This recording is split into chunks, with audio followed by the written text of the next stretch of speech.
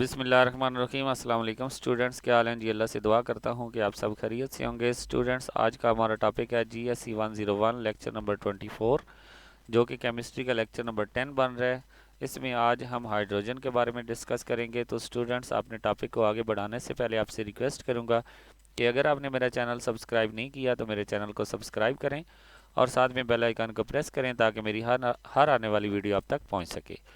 Students, यहाँ पे बात करते हैं जी हाइड्रोजन के बारे में। Hydrogen is a unique element. Hydrogen एक यूनिक एलिमेंट है। ये यूनिक एलिमेंट क्यों है? It's atom is the smallest atom. ये तमाम एटम, जितने भी हमारे पास एटम हैं दुनिया पे मौजूद हैं, उनमें सबसे छोटा एटम है। And has only one proton and one electron. इसमें सिर्फ और सिर्फ एक प्रोटॉन और एक इलेक्ट्रॉन होता है। इसमें न्यूट्रॉन मौजूद नहीं होता। It is generally placed at the top of a group 1A। ये जो हमारा पीरियोडिक टेबल है उसमें जो ग्रुप 1A है उसके सबसे ऊपर मौजूद है विद अल्कली मेटल के साथ। But it is not a metal, लेकिन ये मेटल नहीं है। And it is not fully justified to place it in group 1A। और ना ही हम इसको मुकम्मल जस्टिफाई कर सके हैं कि ये ग्रुप 1A में इसकी जगह मौजूद है भी कि नहीं है, लेकिन हमने इसको वहाँ पे रख दिया है। कुछ प्रॉपर्टीज़ जो है ये होल्ड करता है, लेकिन ज़्यादा सी प्रॉपर्टीज़ ये होल्ड नहीं करता, लेकिन फिर भी ये ग्रुप 1 में मौजूद है। Hydrogen is a most abundant element in the universe. ये बहुत ज़्यादा इस्तेमाल होने वाला, बहुत ज़्यादा पाया जाने वाला एलिमेंट है पूरी कायनात के अंदर। The star are mostly composed of a hydrogen. Star, जितने भी स्टार्स हैं वो किससे बने हुए हैं? हाइड्रोजन से बने हुए हैं। इन द, या वो क्या करते हैं? हाइड्रोजन हमें देते हैं। In the earth crust hydrogen is found in the form of a compound. Earth crust के ऊपर जो हाइड्रोजन मौजूद है वो भी कंपाउंड की शक्ल में हमें मिली है। The most abundant compound of hydrogen is H2O। सबसे ज़्यादा जो पाया जाने वाला या इस्तेमाल होने वाला कंपाउंड है वो पानी है। ठीक है। इसके अलावा पेट्रोलियम और नेचुरल गैस में भी हाइड्रोजन मौजूद होती है। इसके अलावा hydrogen is also part of a organic compound. ये ऑर्गेनिक कंपाउंड का भी हिस्सा है। ठीक है। इसके बाद हम बात करते हैं जी आइसोटोप ऑफ हाइड्रोजन। हाइड्रोजन के 3 आइसोटोप्स होते हैं। एक बात याद रखना कि आइसोटोप्स वो होते हैं जिनका एटॉमिक नंबर सेम होता है और मैस डिफरेंट होता है। ठीक है, उसको हम आइसोटोप कहते हैं। और उसका मैस डिफरेंट किसकी वजह से होता है? उसके न्यूट्रॉन की वजह से होता है, क्योंकि मैस, जो एटॉमिक मैस होता है वो सम ऑफ प्रोटॉन एंड न्यूट्रॉन होता है, और जो एटॉमिक नंबर होता है वो नंबर ऑफ प्रोटॉन्स की बात हो रही होती है। ठीक है। तो इसके 3 आइसोटोप है। Hydrogen exist in the form of 3 isotope. They are ordinary hydrogen, यानी कि पहला जो हमारा है वो ऑर्डिनरी हाइड्रोजन है, उसका दूसरा नाम है प्रोटियम।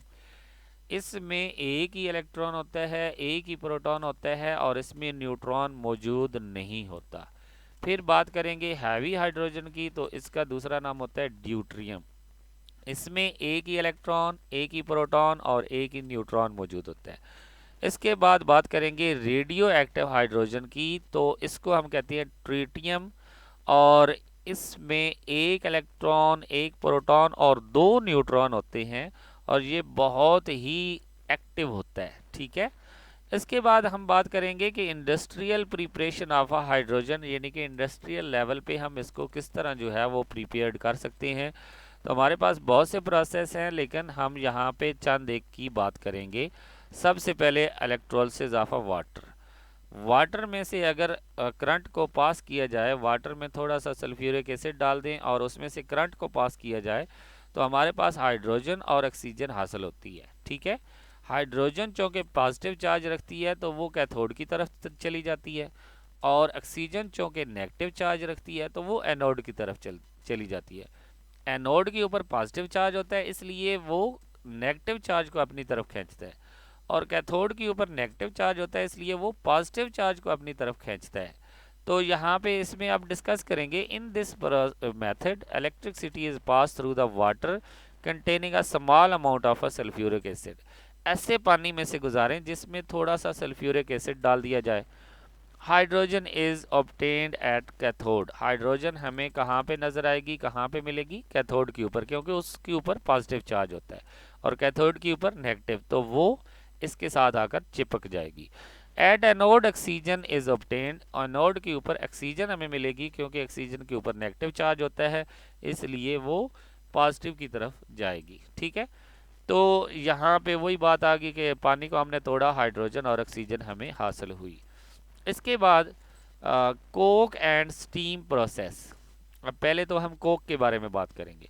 कोक कार्बन की एक फार्म है। सबसे पहली फार्म होती है डायमंड, उसके बाद हमारे पास फार्म होती है ग्रेफाइट, उसके बाद हमारे पास कोक आती है। ठीक है, तो ये कार्बन की एक फार्म है। ठीक है, और स्टीम क्या होती है, पानी जो कह लें कि पानी को गर्म किया जाए, उसमें से जो हमें भाप सी हासिल होती है उसको हम स्टीम कहते हैं, या आप ये भी कह सकते हैं कि गर्म किया हुआ पानी भी आप इसको कह सकते हैं। Coke form of a carbon is mixed with the steam. इस इन दोनों को क्या कर दिया जाता है, मिक्स कर दिया जाता है, एंड स्ट्रांगली हीटेड, और फिर इनको हीट किया जाता है, गर्म किया जाता है। वाटर गैस इज प्रोड्यूस्ड, तो यहाँ से हमें वाटर गैस मिलती है। अब वाटर गैस क्या है, which is a mixture of a carbon monoxide and hydrogen gas. ये कार्बन मोनोऑक्साइड और हाइड्रोजन गैस का क्या होता है, मिक्सचर होता है। ठीक है, आपसे पूछा जा सकता है कि वाटर गैस क्या है, तो आप बताएंगे कि mixture of a carbon monoxide and hydrogen gas. तो ये हमारे पास कोक है, कार्बन है, इसको पानी में मिक्स किया जाए और 1200 डिग्री सेंटीग्रेड, उन्होंने स्ट्रांगली हीटेड कहा कि 1200 डिग्री सेंटीग्रेड तक उसको गर्म करें, तो आपको फिर क्या हासिल होगी, वाटर गैस हासिल होगी, जो कि मिक्सचर किसका होता है, कार्बन मोनोऑक्साइड और हाइड्रोजन का। अब यहाँ पे बात होती है कि हमने तो हाइड्रोजन लेनी है, लेकिन यहाँ इसके साथ तो कार्बन मोनोऑक्साइड भी है, तो हम इसको अलग कैसे करेंगे, ये हमारा सवाल है। How to separate H2 from CO। हम हाइड्रोजन को कार्बन मोनोऑक्साइड गैस से अलग कैसे करेंगे, तो इसके लिए हमारे पास एक मेथड है, लिकोफैक्शन मेथड।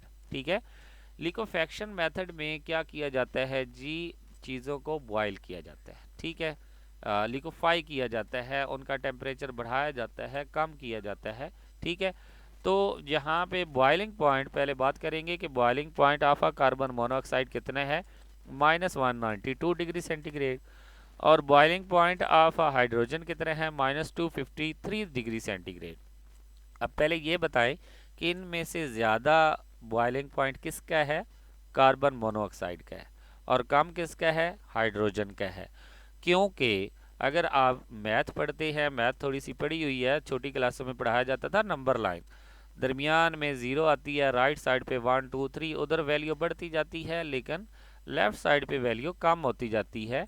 ठीक है, तो ज़ीरो की लेफ्ट साइड पे -1, फिर -2 आएगा, मीन्स के -1 बड़ा है और -2 छोटा है। तो इस तरह -192 जो है वो बड़ा होगा और -253 जो है वो छोटा होगा।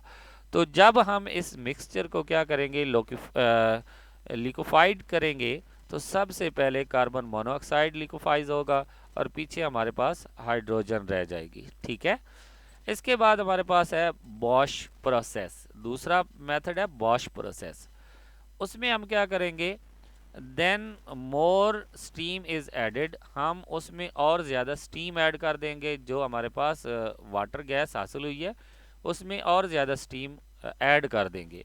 द मिक्सचर इज हीटेड, और इसको फिर हीट करना शुरू कर देंगे in the presence of a ferric oxide. Ferric oxide की मौजूदगी में, ये आपसे पूछा जा सकता है कि फेरिक ऑक्साइड का फार्मूला क्या है, ये यहाँ पे Fe2O3 लिखा हुआ है, ये फेरिक ऑक्साइड का फार्मूला है। फेरिक ऑक्साइड की मौजूदगी में तकरीबन 1000 डिग्री सेंटीग्रेड तक वाटर गैस में स्टीम को और ऐड करके गर्म किया जाएगा, तो हमारे पास कार्बन डाइऑक्साइड गैस हासिल हो जाएगी और साथ में हाइड्रोजन हासिल हो जाएगी, ये दोनों का मिक्सचर हासिल होगा। अब mixture of a carbon dioxide and hydrogen gas is obtained. इस प्रोसेस को हम क्या कहते हैं, बॉश प्रोसेस। ठीक है, अब सवाल ये पैदा होता है कि दोबारा से वही बात आ गई कि हमने कार्बन डाइऑक्साइड को अब इसमें से अलग करने हैं, तो वो सिंपल सी बात है। आपसे पूछा जा सकता है कि कार्बन डाइऑक्साइड को हाइड्रोजन से कैसे अलग किया जाता है। तो carbon dioxide gas is separated by passing the mixture through water under pressure. इस कार्बन डाइऑक्साइड गैस और हाइड्रोजन के मिक्सचर को पानी में से गुजारा जाता है, जो जिसमें निकल का जो प्रेशर है बहुत ज़्यादा रखा जाता है। ठीक है, तो कार्बन डाइऑक्साइड गैस जो होती है वो पानी में हल हो जाती है और हाइड्रोजन जो है वो अलग हो जाती है। तो इस तरह हमारे पास जो है वो हाइड्रोजन गैस हासिल हो जाती है। इसके बाद हमारे पास एक और मेथड है, स्टीम एंड हाइड्रोकार्बन्स प्रोसेस। इसमें हम क्या करेंगे, in this process mixture of a methane, methane का जो मिक्सचर है और स्टीम और मीथेन को मिक्स करेंगे। ठीक है, फिर क्या करेंगे, इस पास्ट ओवर अ निकल कैटलिस्ट, निकल कैटलिस्ट की मौजूदगी में और 900 डिग्री सेंटीग्रेड तक इसको गर्म करेंगे अंडर हाई प्रेशर, यानी कि निकल का प्रेशर बहुत ज़्यादा आपने रखना है। ठीक है, अब mixture of a carbon monoxide and hydrogen gas is obtained, दोबारा से आपके पास वही क्या आ जाएगा, कार्बन मोनोऑक्साइड और हाइड्रोजन यानी कि वाटर गैस हासिल होगी। अब फिर सवाल पैदा होता है कि अब हमने हाइड्रोजन को कैसे अलग करना है। तो ये हम ऊपर पढ़ चुके हैं कि जब आपके पास वाटर गैस आती है तो उसमें से आप हाइड्रोजन को कैसे अलग करते हैं, लिक्विफेक्शन मेथड से हम इसको अलग कर लेते हैं। ठीक है, इसके बाद हमारे पास ये है, ये जो CH4 है ये मीथेन है, इसमें ये स्टीम H2O ऐड किया तो ये हमारे पास CO+3H2 जो है वो हमारे पास हासिल हुआ। ठीक है, अब बात करेंगे कि लेबॉर्टरी में इसको कैसे तैयार किया जाता है। लेबॉर्टरी में इसको तैयार करने के लिए बहुत से मेथड हैं, लेकिन हम यहाँ पे चंद एक डिस्कस करेंगे। In the laboratory hydrogen gas can be prepared by the action of a dilute solution of a strong acid. जो स्ट्रॉन्ग एसिड होता है उसका डाइल्यूट सोल्यूशन लिया जाता है, उसको रिएक्टिव मेटल के साथ जो है वो रिएक्शन करवाया जाता है, लाइक जिंक, जैसा कि जिंक है। तो फिर हमारे पास क्या हासिल होती है, हाइड्रोजन हासिल होती है। जिंक और हाइड्रोक्लोरिक एसिड जो है यानी कि डाइल्यूट सोल्यूशन उसका लें और जिंक के साथ रिएक्शन करवाएं तो आपको जिंक क्लोराइड यानी कि साल्ट मिलेगा और साथ में हाइड्रोजन गैस मिलेगी। इसी तरह जिंक का अगर रिएक्शन आप सल्फ्यूरिक एसिड के साथ करवाएंगे, डाइल्यूट सल्फ्यूरिक एसिड के साथ करवाएंगे, तो ये आपके पास जिंक सल्फेट और आपके पास हाइड्रोजन हासिल होगी। ठीक है जी, तो एक बात यहाँ से आपको ये भी याद होगी कि हाइड्रोक्लोरिक एसिड और सल्फ्यूरिक एसिड बहुत स्ट्रॉन्ग एसिड हैं। ठीक है, तो ये बात भी आपसे पूछी जा सकती है। इसके बाद हम बात करेंगे action of a water on calcium hydride. Calcium hydride के साथ जो एक्शन होता है वाटर का, उससे भी हमें क्या हासिल होती है, हाइड्रोजन हासिल होती है। कैल्शियम हाइड्रोक्साइड के साथ वाटर को जो है वो मिक्स करें तो हमारे पास कैल्शियम हाइड्रोक्साइड यानी कि कैल्शियम हाइड्राइड के साथ अगर वाटर को मिक्स करें तो कैल्शियम हाइड्रोक्साइड एक बेस हासिल होती है और साथ में हाइड्रोजन गैस हासिल होती है। ठीक है, इसके बाद कुछ केमिकल रिएक्शन है हाइड्रोजन के, उनकी बात करेंगे। जब हाइड्रोजन को ऑक्सीजन के साथ रिएक्ट करवाया जाता है, बर्निंग हाइड्रोजन को ऑक्सीजन के साथ रिएक्ट करवाया जाता है तो हमें पानी का मॉलिक्यूल हासिल होता है और साथ में हीट जो है वो हासिल होती है। ठीक है, इसी तरह जब नाइट्रोजन के साथ रिएक्ट करवाया जाता है तो हमारे पास अमोनिया हासिल होता है। इसी तरह जब सल्फर के साथ रिएक्ट करवाया जाता है तो हमारे पास H2S यानी कि हाइड्रोजन सल्फाइड हासिल होता है। इसी तरह हमारे पास जब रिएक्शन फास्फोरस के साथ होता है तो फास्फोसफेन जो है वो हासिल होती है PH3। ठीक है ना, ये हमारे पास हासिल होती है। इसके बाद अगर हम क्लोरीन के साथ रिएक्ट करवाएं तो हाइड्रोक्लोरिक एसिड हासिल होता है। ठीक है, हाइड्रोजन और क्लोरीन को जब रिएक्शन करवाएंगे तो हमारे पास H2HCl हासिल होगा यानी कि हाइड्रोक्लोरिक एसिड, बहुत ही स्ट्रॉन्ग एसिड होता है। ठीक है जी, इसके बाद हम बात करेंगे कि एप्लीकेशन ऑफ हाइड्रोजन, कुछ एप्लीकेशंस हैं। सबसे पहले प्रिपरेशन ऑफ अमोनिया, अमोनिया को प्रिपेयर्ड करने के लिए हम हाइड्रोजन का इस्तेमाल करते हैं। हाइड्रोजन और नाइट्रोजन को तकरीबन 500 डिग्री सेंटीग्रेड तक जो है जो फेरिक ऑक्साइड हमने पीछे कैटलिस्ट पढ़ा है या एल्यूमिनियम ऑक्साइड जो हमने, इनको कैटलिस्ट के तौर पर इस्तेमाल करके हम अमोनिया बनाते हैं और इस प्रोसेस को हम क्या कहते हैं, हाइपर प्रोसेस। ये आपके यहाँ से 2-3 एमसीक्यूज आ सकते हैं कि जब अमोनिया बनाया जाता है तो हाइड्रोजन और नाइट्रोजन को कितने डिग्री सेंटीग्रेड तक गर्म किया जाता है, 500। इनमें कैटलिस्ट कौन से इस्तेमाल होते हैं, फेरिक ऑक्साइड, ठीक है, और एल्यूमिनियम ऑक्साइड। और इस प्रोसेस को हम क्या कह सकते हैं, हाइपर प्रोसेस। और अमोनिया का फार्मूला क्या होता है, NH3। ये आपके एमसीक्यूज आ सकते हैं। इसके बाद प्रिपरेशन ऑफ HCl। HCl की प्रिपरेशन के लिए किस किस को मिलाया जाता है, हमने अभी ऊपर ये रिएक्शन पढ़ा है। हाइड्रोजन और क्लोरीन को हम क्या करते हैं, रिएक्ट करवाते हैं। Hydrogen gas is reacted with the chlorine gas obtained HCl। इसके बाद प्रिपरेशन ऑफ मिथानॉल। मिथानॉल की प्रिपरेशन के लिए भी हम हाइड्रोजन का इस्तेमाल करते हैं। Heated water gas with zinc oxide और क्रोमियम ऑक्साइड कैटलिस्ट। यानी कि ये भी पूछा जा सकता है कि मिथानॉल की तैयारी में कौन से कैटलिस्ट इस्तेमाल होते हैं, जिंक ऑक्साइड और क्रोमियम ऑक्साइड जो हैं वो इस्तेमाल होते हैं। तो मिथानॉल का फार्मूला क्या है, CH3OH, ठीक है। कार्बन मोनोऑक्साइड और हाइड्रोजन को जब मिक्स किया जाता है तो हमारे पास मिथानॉल हासिल होता है, ठीक है। इसके बाद हाइड्रोजिनेशन की जाती है वेजिटेबल ऑयल की, तो उससे हमें घी हासिल होता है, जैसे खालिस घी, डालडा घी, कश्मीर घी। मुख्तलिफ कंपनीज हैं जो कि घी बनाती हैं। तो ये घी कहाँ कैसे बनता है, जब वेजिटेबल ऑयल जो होता है यानी कि सब्जियों का जो ऑयल होता है उसकी हाइड्रोजिनेशन की जाती है तो हमारे पास घी हासिल होता है। इसके बाद हम बात करेंगे हाइड्राइड्स। हाइड्राइड्स क्या होते हैं, the binary compound of hydrogen with other element is called a hydride. जो हाइड्रोजन के किसी और एलिमेंट के साथ रिएक्शन होता है, जो कंपाउंड बनता है, उसको हम हाइड्राइड कहते हैं। Hydrogen react with almost all element, तकरीबन ये तमाम एलिमेंट के साथ रिएक्ट करती है एंड फॉर्म बाइनरी कंपाउंड, और बाइनरी कंपाउंड बनाती है। कुछ बाइनरी कंपाउंड यहाँ पे दिए गए हैं जिनमें H2O है, NH3 है, ठीक है, और HX है, ये H2O पानी है, NH3 जो है वो हमारे पास अमोनिया है, HX यहाँ पे X जो है वो हैलोजन को जो है वो शो कर रहे हैं।